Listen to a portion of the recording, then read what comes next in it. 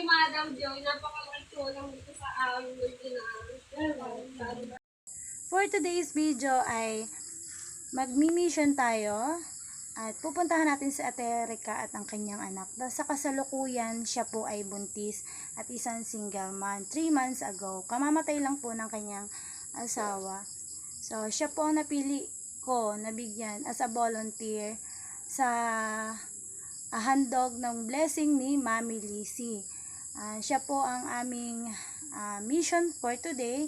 So, samahan niyo po kami ni Mami Lizzy ngayong araw na ito. It's November 1. It's my birth month, kaya magpapasaya po tayo with Mami Lizzy. Samahan niyo po kami, guys. At aming pinamili biyaya na galing kay Mami Lizzy. Hindi na ako mag-iisip ng saan ako kukuha eh. Nakakatuwa, sobra. Bumili ako ng diaper para sa iyong bata. Napay. Ang iyong baby.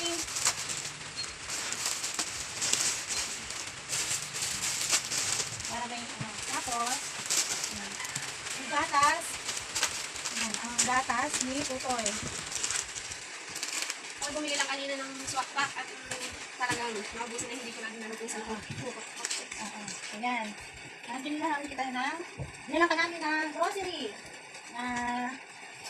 Kahit pa paano, meron kang magamit sa pangalaman mo. Kaya nga po, Madam, malapit na rin ang aking due date. Kailangan na. Malapit na ang lahat doon. Ayan. Ayan.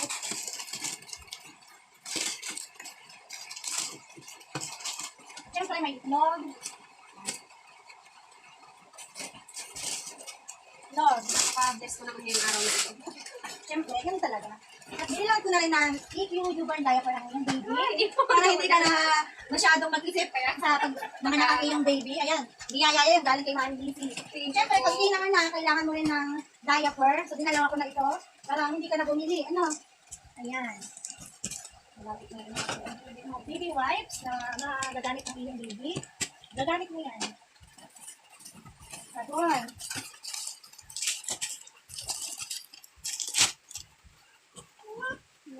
Ano? Cotton, alcohol, safeguard. Oh, may asin. Ayan.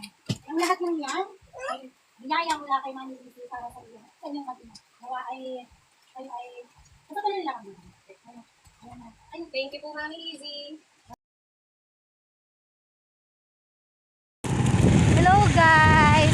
Ngayon ay galing po kami sa bayan ng Bako at namili kami ng gamit ni Ate Erica kasi binigyan ulit ni Mami Lizzy ng blessing mula sa kanya.